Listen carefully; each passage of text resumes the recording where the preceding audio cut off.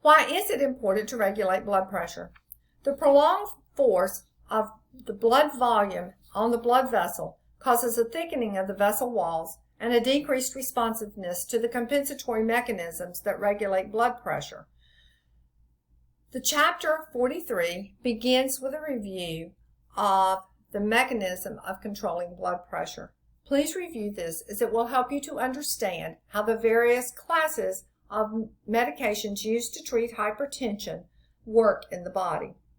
While the cause of hypertension is unknown, drug therapy is aimed to change one or more of the reflexes that control vascular resistance or the force of heart muscle contraction.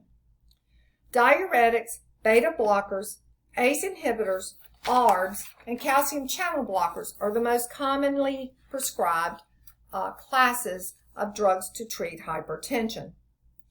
Note that, along with the drugs, patients should be encouraged to introduce lifestyle modifications, including weight reduction, smoking cessation, a moderation of any alcohol intake, a reduction of salt in their diet, and an increase in physical activity in order to successfully manage their hypertension.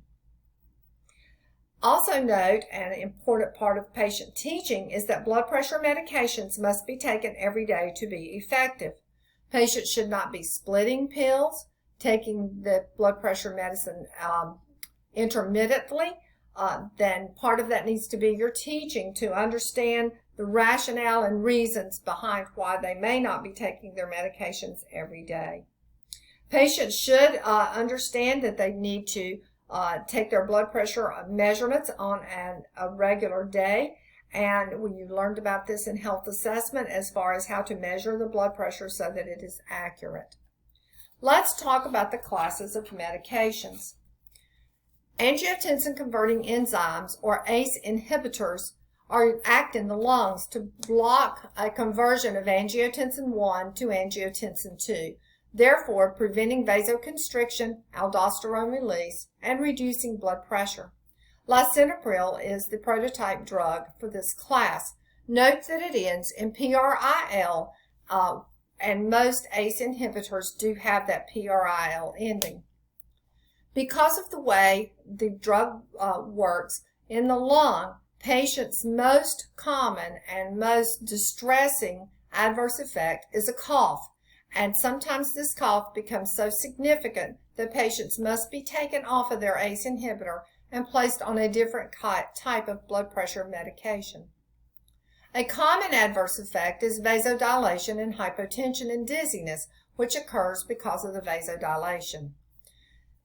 There are other blood dyscrasias, but the second most important adverse effect on the patient would be the increase in serum potassium and the decrease in serum sodium, leading you to need to teach patients to avoid salt substitutes, because salt substitutes do have a large component of potassium, which could add to the adverse effect of increased serum potassium levels.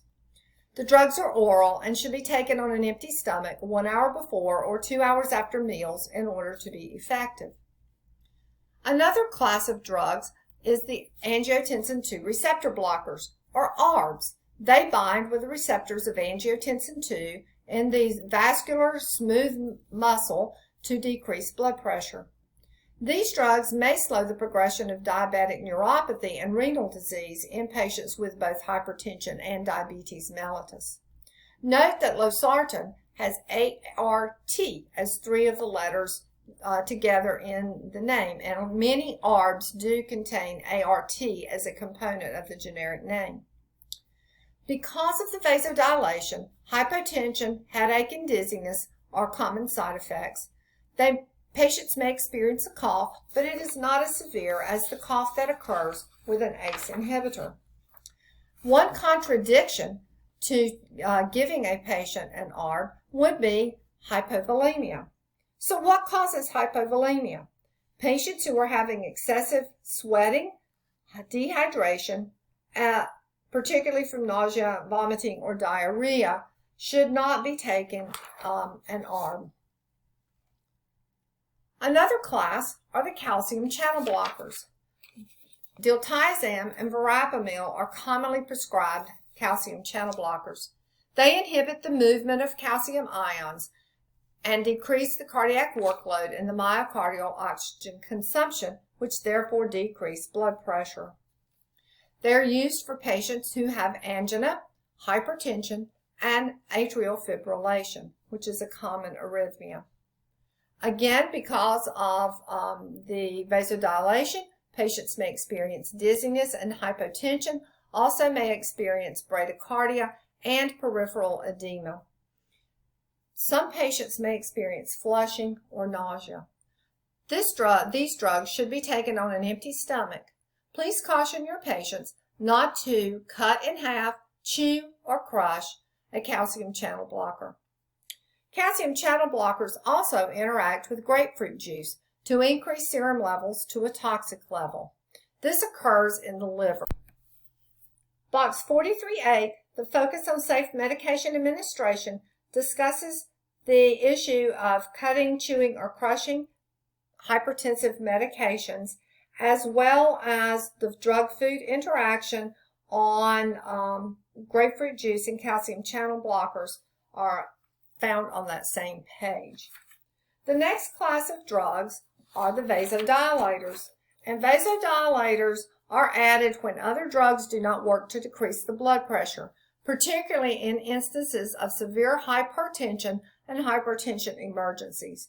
They act directly on the smooth muscles to cause muscle relaxation, which leads to vasodilation, a drop in blood pressure. Renin release will occur.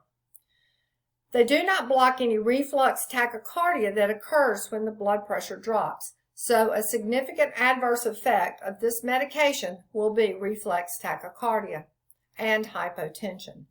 A contraindication is for cerebral inefficiency, which will worsen with administration of this drug. Monitor the patients for too rapid a drop in blood pressure or for conditions where they may experience a drop in blood volume, such as GI upset and dehydration from hot temperatures or exercise.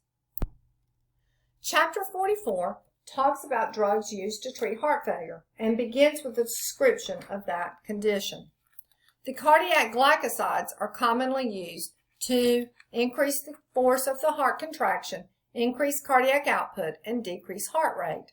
Digoxin is the most commonly prescribed cardiac glycoside and has a narrow therapeutic range, which you should remember, of 0.5 to 2 mg per milliliter. Dig toxicity is the most important adverse reaction of this drug, and I have provided you the symptoms here of headache, anorexia, nausea and vomiting, weakness, halo vision, and arrhythmia.